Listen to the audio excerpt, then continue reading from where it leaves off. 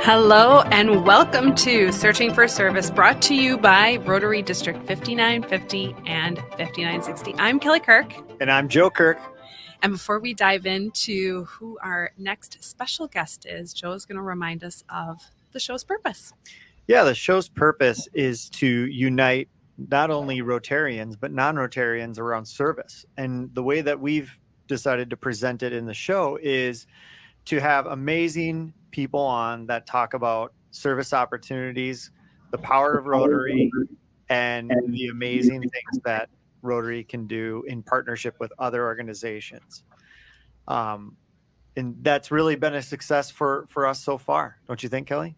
I would say so. I love that you can just like shoot from the hip on that too. It's wonderful. I have all these notes in front of me and my husband is just like, woo, off the top of his head. It's amazing. So let's dive into who our guest is today. We have Kim Lorenz on, who is a fellow Rotarian.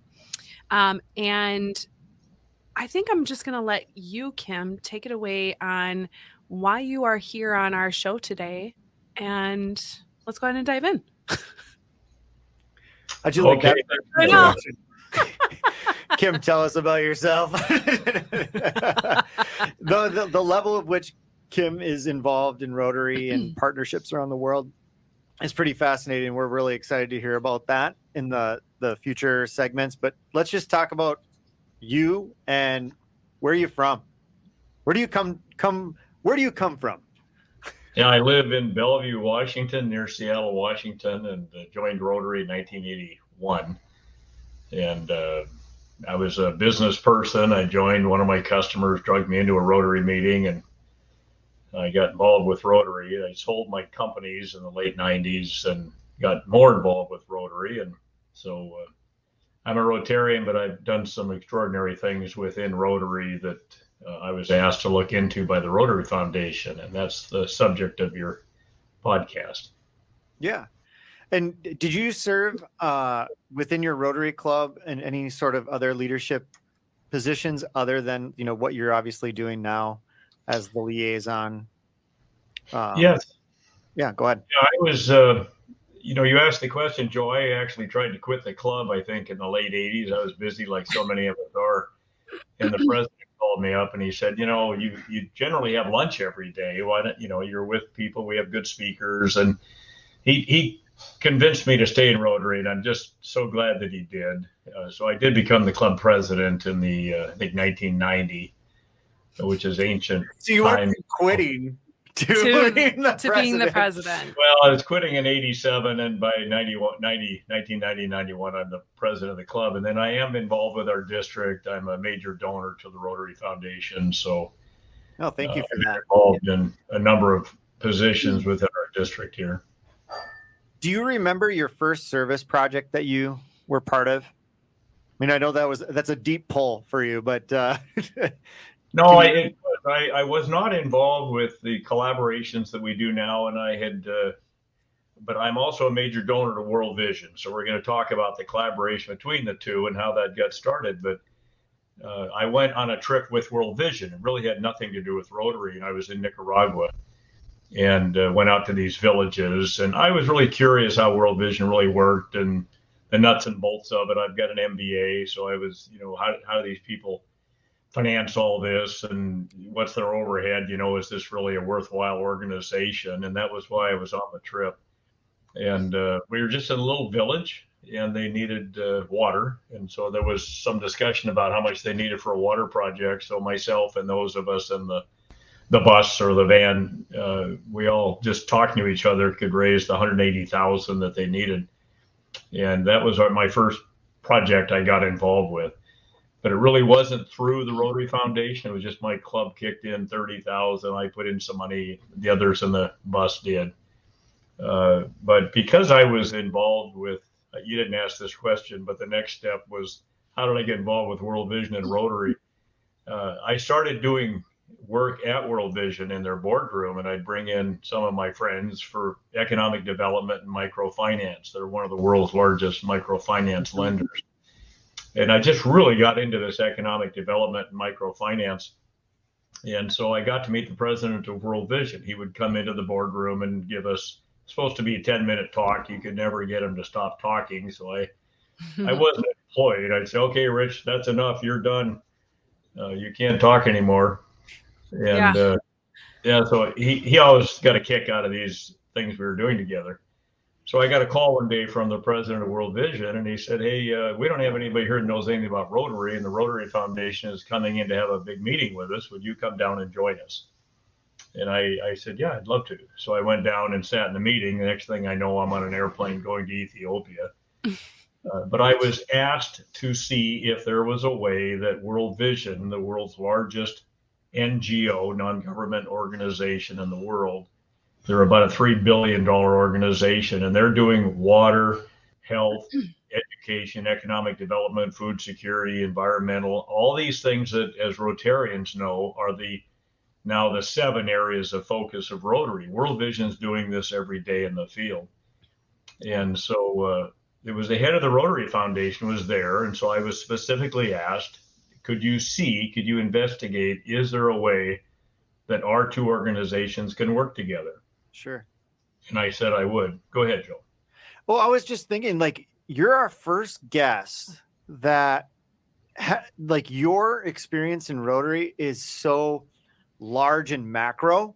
Mm-hmm. You know, a lot of our guests, they're talking about the club level. This has been so much fun to listen to already, like, to hear about, like, the volumes of money, like the size amounts, and then expensive. also the influence, like you talked about, you know, bringing in some of your business contacts and people. You're obviously been very successful in your career, and you've been able to leverage those relationships on a macro sense and really seeing the impact at just a different level. It's kind of I think it's great for our listeners because it's so easy to get. We talk so much about like the club level and like, you know, your community level, but we're talking about big swings, big hits, you know, $6 billion, you know, NGO that we're partnering with that's matching funds, which we'll get into that a little bit more down the road, and really supercharging these projects and helping a lot of people. And I like your approach to like why you got involved is you wanted to understand the business component of it. Like, how does this work? Like, I have an MBA and I want to know more. Wait a second. I want to know how all this works. And I really appreciate that. And I think our viewers are going to, and our listeners are going to appreciate that different perspective. So let's kind of keep that in mind as we're talking through all of these subjects, is this is going to be coming from a very large scale and kind of that big place. So, you know, I guess, do you have a favorite project that you worked on that you felt that really struck your heartstrings or, you know, meant something to you? Oh, absolutely. I could tell you many stories, but let me first clarify one thing. World Vision is a faith-based organization. They're the largest in the world, and they do about $400 million a year with the U.S. government, but they get funds from thousands of corporations, Walmart, Chevron, and whatnot, to facilitate projects in countries where it means something to those organizations. So, as an example, Honduras, when Hurricane Mitch came through, the first $7 million of U.S. aid went straight to World Vision Honduras. Because I think most people, particularly Rotarians, know that if you just give blank checks to these big governments, most of them are corrupt and they don't end up going where they're supposed to go. So with that in mind, I am often asked, how can Rotary deal with a faith-based organization? And they can't. There's absolutely no religion allowed in any of the Rotary projects, but in most countries, it's capital punishment for an NGO to proselytize or do anything with religion in the work that they do. It's not allowed. So this is really straight up. And about 6 months after, so the head of the Rotary Foundation asked me specifically if I would see if we could make this work for both sides. It's difficult for Rotary. It's difficult for World Vision. Partnerships are difficult, period. Yeah. In most instances. And so about 6 months after we started, I got a letter from the Rotary Foundation, an official letter saying cease and desist. And I was, Okay, good. I don't have to do this. I'm not on their payroll. And I got a call the next day from Hoagie Hogan, the head of the Rotary Foundation, and he said, I think you got a letter. And I said, yeah. He said, just throw it away. We specifically asked you to do something. We want you to continue seeing if you can make it work. So now we're up to 30 million in these projects. But your specific question, I've done many of these now. I think we're 36 different projects. But my first time to Honduras, the Minneapolis Rotary District, where I think you are, 5950, Yep. wanted to go to Honduras. We had just finished a $1.5 million project in Uganda. And they wanted to go to Honduras because it's easier for members of your district to visit Honduras than it was to get to Africa. So I go down first and I meet with this local Rotary Club and the World Vision staff to make sure they understand how to partner and whatnot. And then we go out and we visit the villages together. And so we went out to maybe 5 of the 30 or so villages we were going to do the project in. And this was the special one that really kind of tugged at my heartstrings. When we wrote it up and Minneapolis decided they wanted to fund it, it then goes to the Rotary Foundation. And on these big projects, they have to send a specialist to approve it. So I go back down and I'm with a specialist and I go to these same 5 villages. So I'm sitting in a little teeny town in the border of El Salvador in a little teeny room, a schoolhouse. And I'm sitting with the kids in the little chairs, and up in front was all the big shots, the Rotary head guy and the World Vision people and the Rotary Club. We want that local Rotary Club in front of everything. That's part and parcel of all this. And all of a sudden during this, a woman in the back, the parents were standing in the back and started speaking, and the whole room got quiet. My interpreter stopped speaking, and I turned around, and this woman's not even 5 feet tall.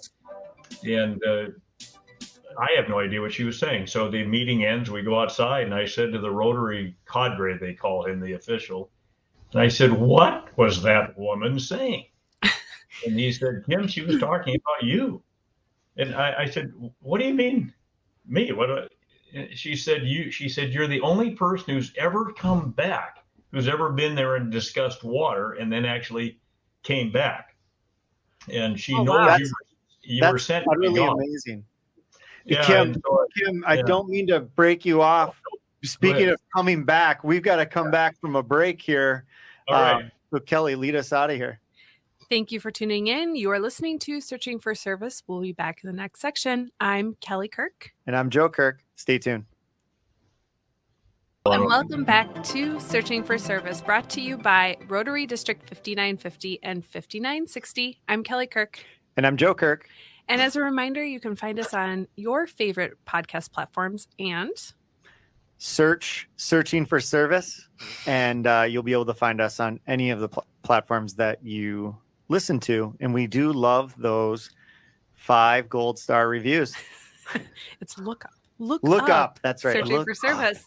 I remembered it just as you were doing it. That's fine. So if you're tuning in for the first time, this is our second segment of Searching for Service, and we have Kim Lorenz on, who's a fellow Rotarian. He is a Rotary liaison for World Vision, and he was telling us an incredible story, and then we had to unfortunately cut him off. So we're gonna let him finish that story. Go ahead, Kim. So I'm in this little schoolhouse, and everybody got quiet. This little woman was speaking in the back, and I couldn't understand it. So as we went outside, the Rotary cadre, he's the person that has to approve. This is an $800,000 project that we're trying to get approved with the Rotary Foundation. It turned out to be a $1.4 million project by the time we finished. But anyway, I go outside and I said to the cadre, what was that woman speaking about? And he said, Kim, she was talking about you. I said, what? And she says she knows you were sent by God, that she's been praying for someone, but you are the only person who ever came to the village and discussed water and then came back. So I looked at the cadre and I said, you son of a gun, you better approve this thing. And he said, Kim, this is a no-brainer. This is a great project. It's a done deal. And it did get approved. And when we went back to the finish, when the project was finished for the celebration trip with your Rotarians from 5950, we went back to that village. and her name is Maria Lopez. And I've got a picture of me with my arm around her, the Rotary brochure that I sent you and is available to Rotarians. And she got the microphone. We had a little microphone there, and she said, "My name is Maria Lopez. I'm 70 years old, and our well dried up when I was 16. And if you saw where these women, and it's always the women getting water anywhere in the world, how far she had to go in the water she was getting and the stuff happening upstream from the water she's putting into her jerry jugs. It's just horrific. So you see that all over the world. There's now between 800 and 1,000 children dying every day from waterborne disease around the world. It used to be over 3,000. So headway is being made. And anyway, that one had a big impact. But everywhere I go, it's you just have a big impact. Yeah, it's always nice to be able to tie it to moments like that, because it makes it seem like it's worthwhile, right? Like sometimes when we deal with things in abstraction, we lose like the real relevance of who we're helping and why we're helping them. And the thing that I'm always amazed of with water is just how much it impacts in people's daily lives. It's not just they can drink water. It's not just sanitation. It's education. It's mobility. I mean, it's everything. And it's incredible that we still have this problem. And, it's well, Joe, it's getting better every day. Yeah. And your past district governor, Lloyd Campbell, was with us just a month or 6 weeks ago in Honduras. We visited a bunch of these small villages again, and there were women there saying that, we can't bathe ourselves for some 8 weeks at a time. We don't wash our hands because we can't waste the water. And that's one of the villages that is coming up in our next project. That project's funded. It's approved by the foundation. It has not started yet. Okay. But these projects, the way they started and the scale that you mentioned, to get an NGO like World Vision to get involved in all the work that has to go into it, they set a minimum that Rotary has to raise $400,000 minimum. And then World Vision has donors. They're not a foundation. They don't give money to Rotary or other organizations. They put up $400,000 towards the project. But what is it they're really doing, and what makes these so successful? After 20 years, I think 95% of World Vision water projects are still operating, where other organizations doing water, it's about 80% have failed within 5 years. And the big difference that most people don't understand, we call it the soft cost. But if you go into a community and just put a well in and leave, they don't know how to operate it. They don't know how to fix it. They don't have money to buy parts. They don't know where to buy parts. They can't do the maintenance. So when you do these projects, we have 100% of the community has to go through 10 days of the various trainings on the maintenance, the repair, on hygiene and sanitation. So water projects, as you probably know, are called WASH, water, sanitation, and hygiene. And so we started this years ago, and with this matching. And go ahead, Joel. I was going to say, now that's my favorite part, and why I love hearing the Rotary stories is because there's a huge component of that sustainability. It's not just doing the project, it's keeping the project going. If anything, it's growing the project, kind of like what you're starting to see in Honduras there, where you can go to the next village and then the next one. And did that come from Rotary, or did that come from World Vision in terms of that sustainability component? Yeah, I'll try to say this politically correct, but my first engagement on seeing a Rotary project was in Ethiopia, where Rotary did 25 wells. And one of my Rotarian friends, his club paid for a well. Now, this had nothing to do with World Vision. And it happened to be my Rotary club did this project in Ethiopia. So my friend went out to see his well. He came back that night. We were at a dinner with the district governor and with the head of USAID there. And I said, "Did you find the well?" He said, "I did." I said, "How was it doing?" He says, "Oh, it looks great. The pump's great. The cement's great. Everything's just perfect. Got a couple cows tied to it. It's never pumped a drop of water, but it looks great." Said, oh my gosh. And he said, well, the Rotary Club hired a contractor. They told him where to put the well. He goes out and does it exactly the way they spec'd it. The fact it didn't pump water wasn't part of the equation. And it's never pumped a drop of water. So it's World Vision is recognized globally as they currently today are providing more water to more people than any government or any other organization in the world.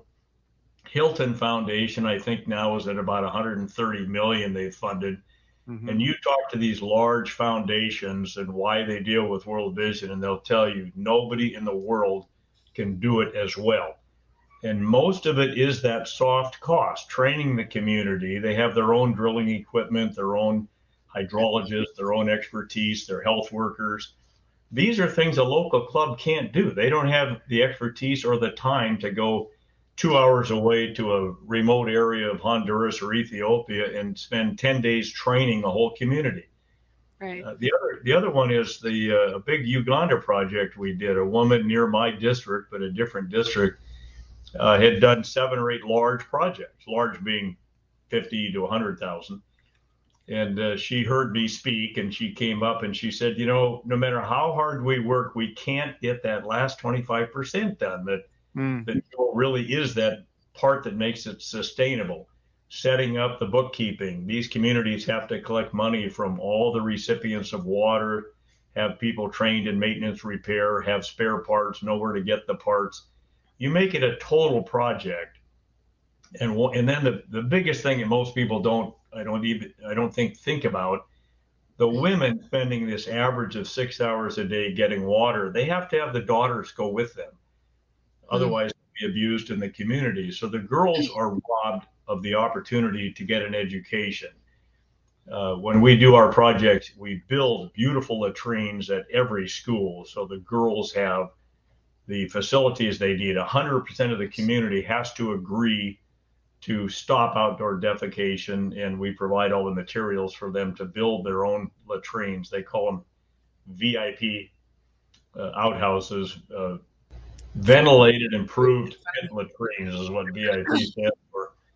But here's the catch, is when you're done, you have from a 50 to 70% increase of girls that now can go to school. And once you educate the women, the girls in these communities, now the moms are spending 6 minutes a day instead of 6 hours. Those communities will never slide back to life they had before. They probably allow themselves to, you know what I mean? They see this incredible opportunity. Yeah. I just wanted to ask you a question, because we had a guest on here back a while ago. His name is Kyle Haugen, and he had the water project in Uganda. So does that name ring a bell? No. Okay. I've done 4 projects there, and I don't know who he is. There's a lot of people doing water there. Yeah. Fair enough. Well, and something I was thinking of is, are you guys identifying downstream impacts like after these programs? So you talk about, what's the after effect of 30% more women going to school? All of a sudden now, do they have problems with capacity with schooling? Do they have does it create, and these are good problems to have, right? And are we doing anything to address those as well? Or, how far can you go, right? Yeah, well, it all starts with water. Once you've got the water, then you've got the health security, the health clinics. Those are all addressed. Those are things World Vision's doing and other organizations.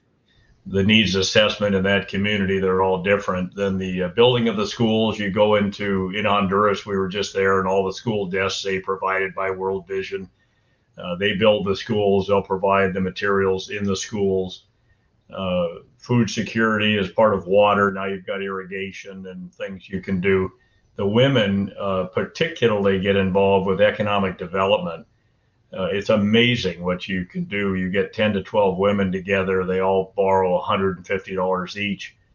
And World Vision, then in the economic development side, these are actual banks. They're called MFIs, microfinance institutions, that are chartered under the National Bank. And they have people that go and train these women on how to start a business, ideas of what business to start, how to handle the funding and the mechanics of it, what a profit is, and often the husbands by this time, they've left the husbands because it's frustrating around the world. It used to really bug me that the men did nothing.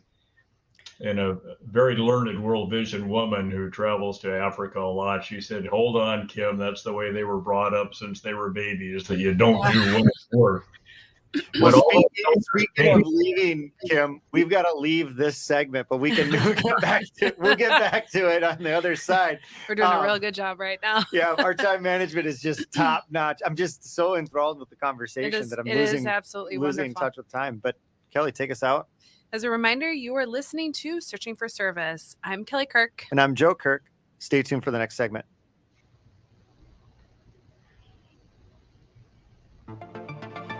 Hello and welcome back to Searching for Service, brought to you by Rotary District 5950 and 5960. I'm Kelly Kirk. And I'm Joe Kirk. Go ahead. Oh, and just drop it right there. Okay. Yes. All right. Yeah. Well, Kim, I mean, we've been talking about some of the projects that we've done, how World Vision and Rotary partner together. And, something that we've talked about, and we talked a little bit about this off air, is, something that's really fascinating is the sustainability of these projects. And, something that I was thinking about as we've been talking is, you kind of touched on some of the challenges, but what do you think is the largest challenge of continuing the sustainability? Maybe you get the initial buy-in from the community. How do we partner with those communities from an ongoing standpoint to ensure that there's auditing and, accountability that's taking place? Because there's huge amounts of money being spent, and invested. It's not going to waste. Right. So what's the biggest challenge? Yeah, it's a great question. When the Rotary Foundation put this together, the first project I was involved with happened to be Haiti. And the foundation came back and they said, there is no way you can put that kind of money through a 14-member club in Haiti. And so they asked World Vision, would you handle all the funds? So all of these projects have been done in this fashion. Even when I mentioned my story about the cadre in the little town in Honduras, and I said, you need to approve this. He said, I hope you realize there's no way that kind of money could go through this small Rotary club. And I said, no, that's already handled. It's in our memorandum of understanding. We have a very detailed memorandum of understanding that we use for all these projects. So as I mentioned, Rotary has to raise a minimum $400,000. World Vision matches it. In a normal Rotary project, the money the clubs raise, and if they get matched from the Rotary Foundation, it goes to the small club in the project country. Mm-hmm. These projects, all the money comes back. In the case of Honduras, it went back to the club in 5950 to then send to World Vision in the United States. Then it's matched from World Vision in the U.S. It goes to World Vision in Honduras or Uganda, Ethiopia, wherever we're doing the project. So World Vision, and the bright part of this, if you talk to district governors and the headaches they've had at getting projects, getting a needs assessment done, getting the accounting done, getting the closing of the project when it's completed, World Vision does all that. They provide the needs assessment. They provide all the data that the district or the club needs to fill out the applications to the Rotary Foundation. They provide all the accounting. We've had a couple instances where the foundations, we want to audit it, and that's in our memorandum of understanding. So you've got a professional organization with all the accountability that can handle the audits, and they're just done very, very well. And most of the clubs, like in Honduras, they were very upset. No, we want the money. It's got to come to our club. We don't want to do it if we don't get the money. They agreed to do it, and the foundation sent Stephen Brown from San Diego. He's been a past trustee down there to evaluate these relationships. And that night at dinner, he said he wanted to have private conversations with the club all day while we were driving around. And he said, how do you feel about the fund handling? And he said, we were very upset. But then we realized as we've gotten into it, there's no way we had the capacity for the banking, the disbursement of the funds, and the accounting. We love it. And we're now doing our third project, and it's being funded. This time at Sacramento District, but your district is involved with that same Rotary Club in Honduras that we started with. So the accounting's a big part of it, the reporting. Yeah, it makes all the sense in the world to have an organization that has the systems and processes in place to scale. Yeah. Like maybe you could pull it off, but it's like, you're going to pull it off going this direction. It takes a lot of the pain mental gymnastics. Jeez. Well, and I mean, it's they do it so many times, right? I mean, they've got it down. So why would we reinvent the wheel? So that makes a lot of sense. I'm just thinking a little bit more about, because I really like talking about the more business end of this too, because I do think that it gets lost in the service component, right? Is like a lot of the sustainability of these things is the business component. It's teaching the communities, it's having the accounting in place, being able to close out the project in the first place. And just talk a little bit about some of maybe some of your learning curves in working with World Vision, with some of these projects, and how the sustainability works. I don't know if that's very clear. Yeah, no, I don't think you'll find anywhere in the world projects that are more sustainable. And then if there is any issues with sustainability, an organization, it'll come back.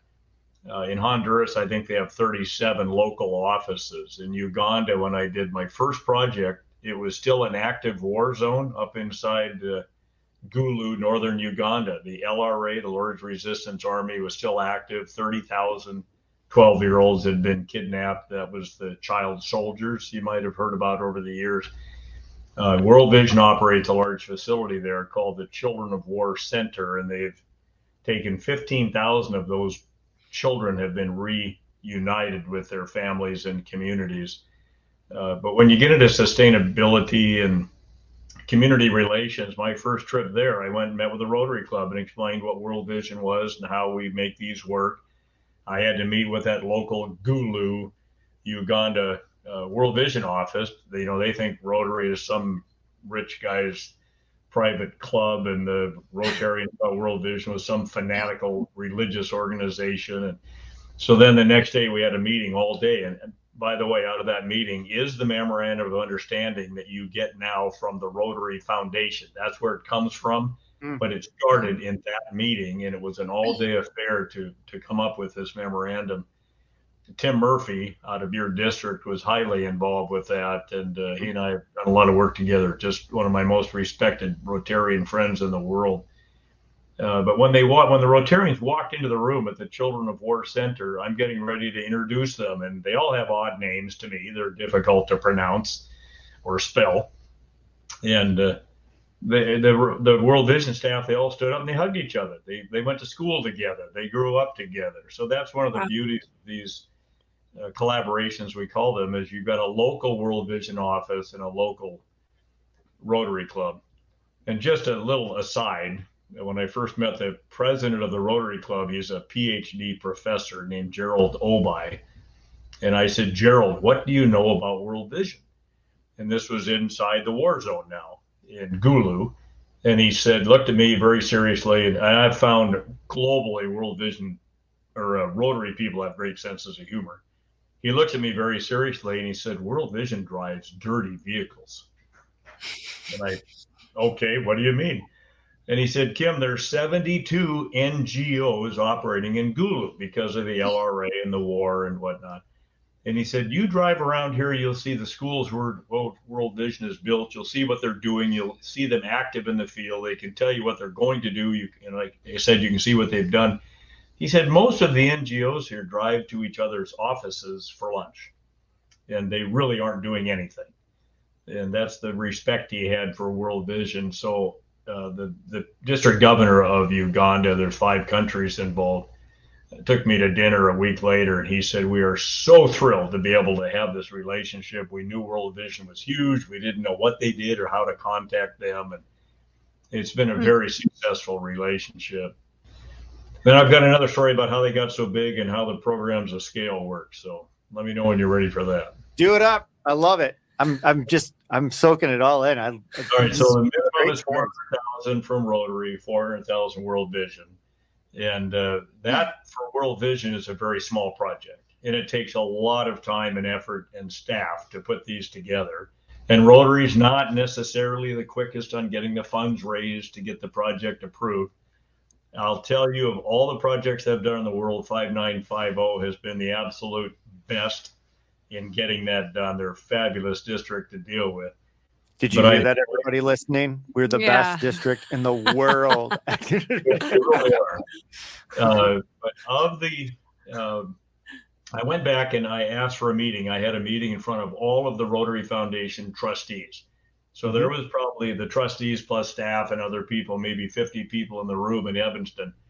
And my point was, and I had a PowerPoint presentation, that we need to stop doing these small projects. 800,000. And this, one of the trustees raised his hand. He said, "Excuse me, are you saying these $800,000 projects are small?" And I said, they are. They literally are very difficult for the NGO to do. All the staff time and work that has to go in and the uncertainties. We've really got to get these up to the $10 million range. And out of that meeting came what's called programs of scale. And if you haven't heard about it, the very first programs of scale awarded was $2 million from Rotary, $2 million from the Gates Foundation, and $2 million from World Vision. And it's in Zambia. It's facilitated by World Vision. It's a malaria project. And it was a follow-on to a malaria project we had completed with the foundation that was the largest malaria project they'd ever done. So it was the success of that led to a $6 million project. That's so cool. And we've got about 45 seconds left here in this segment. I just want to make a comment about this again. What I love about that story is we're thinking too small. It doesn't mean that our impact is too small. It's just that we're making a partnership with somebody who's got a sledgehammer, and we're trying to hit it with a little kid's toy. And so we're not using it properly. So then how do we figure out how to leverage this relationship and, really leverage that matching? So I think that's so cool to change that thought process and that paradigm. And you helped to facilitate You that. sure We'll did. compare it to polio when you come back. Perfect. Sounds good. I love it. Why don't we just head out a little early here? Sounds good. As a reminder, you are listening to Searching for Service. I'm Kelly Kirk. And I'm Joe Kirk. We'll be right back.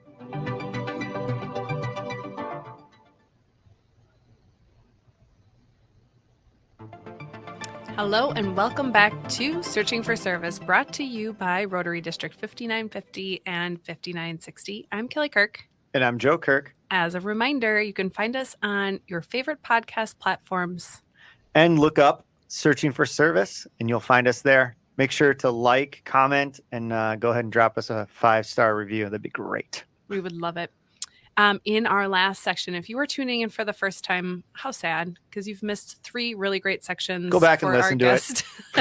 Kim Lorenz, who's a Rotary liaison between Rotary and World Vision. And I'm going to let Joe section us back into this. Yeah. Well, I mean, I think that, we've talked so much about the impact of World Vision, Rotary, that partnership, and how World Vision has helped Rotary stretch its boundary, its borders and boundaries, and thinking about projects and about, how to raise money. And man, I can't remember where we're going to go with this now. Well, Kim was going to kind of make a connection point to World Vision, what they're doing with Rotary plus polio, the efforts around polio and eradicating it. See, I was going to get there. So Kim, talk a little bit about how the connection between World Vision and polio and Rotary, how that's worked and how that's the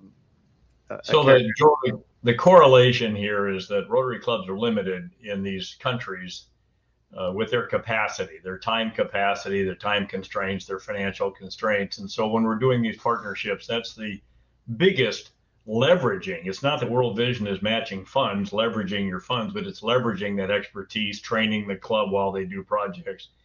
And a good example would be polio. So Rotary International made the decision, rightfully so, that they weren't going to get the global eradication of polio done through Rotary clubs for the same reasons. They don't have the time or the expertise. So I was with 20 people on the border of Sudan. I'm in Ethiopia, and we're doing polio immunizations with the community health workers.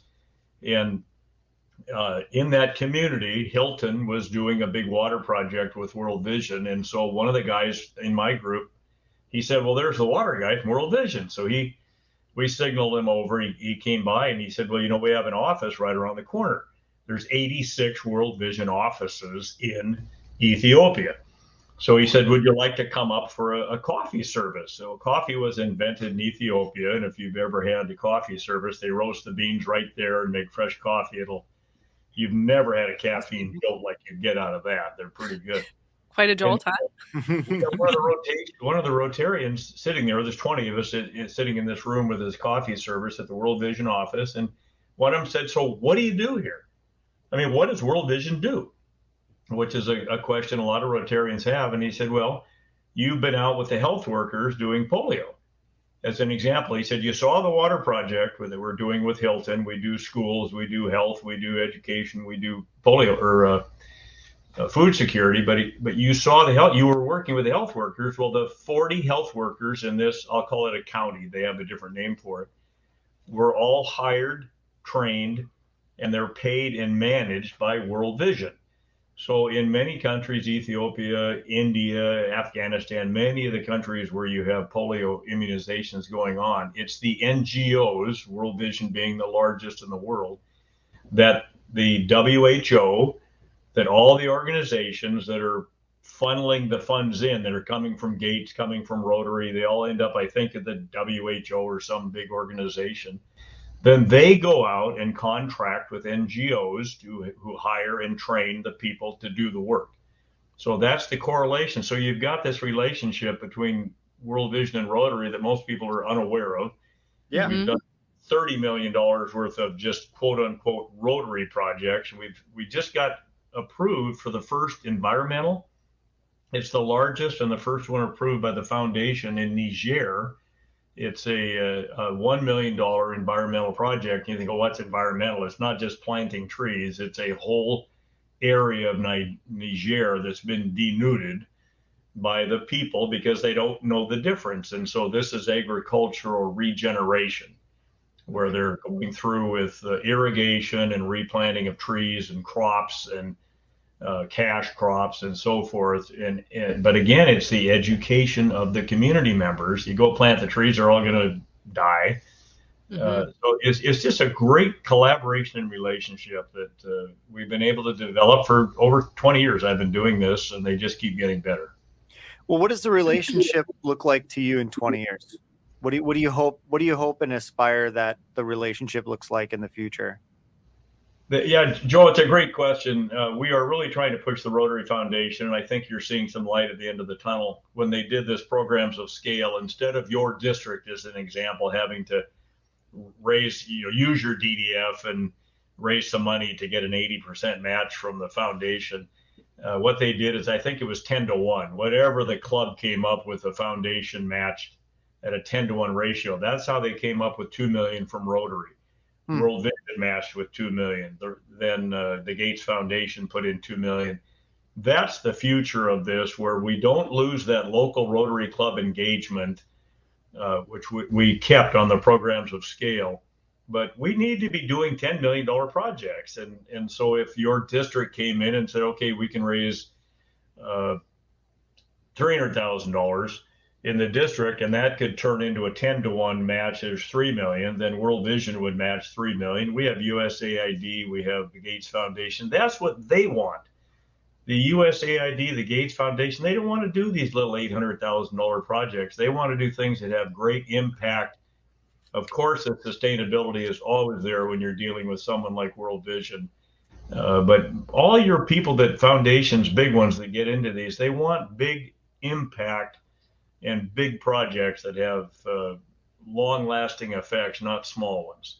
I love that, though, because sometimes I think as Rotarians and as Rotary, we do rest on our laurels a little bit because we do so much work, and sometimes we forget about we can do so much more. We can do so much more and so much bigger, on a larger scale, and leverage relationships at a higher level. I think this has been one of my favorites of just of interviews of just listening to like where we should be and where we can go. I always like planting that carrot way out in the far away and let's go chase it. And I think I'm hoping that everybody that's listening to this is really taking away that, you know, I think we can acknowledge that we do a lot. And I don't think that we want to, you know, undermine that. But there's so much more we can do. And there's so many organizations that we partner with that are waiting for us to do more. Yeah. They're like Rotary clubs, you know, I see it all over the world do phenomenal things. And, you know, my club included, I mean, they're involved with so much. I'm in a fairly large club. Rotary all over the world, they're constantly doing massive, you know, projects that are just great. This is just one segment. It's an opportunity to do something on a greater scale, but it certainly, you don't ever want to take away what Rotary does day in and day out around the world. It's just phenomenal. And I see it. I'm in these countries seeing it. And do you have a goal that you would like to put out on this show for the size of a project that you would like to see done in the next 5 years? The goal I had was 10 million, and I believe there's one in process that's going to exceed that. Well, we better put it at least 25 million then. Yeah. I can't talk about that, but it's upwards from 20 to 30 million. So that'll be a first big test on that. Oh, wow.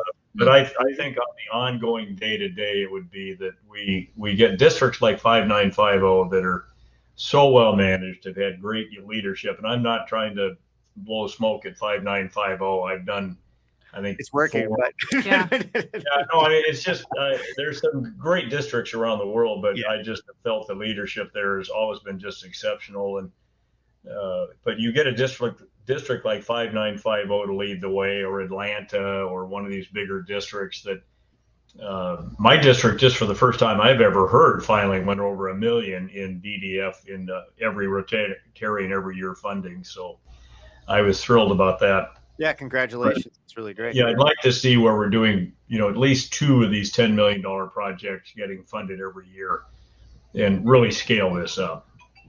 I love Beautiful. that. So Rotary, people that are listening right now, you just said the gauntlet throwing down.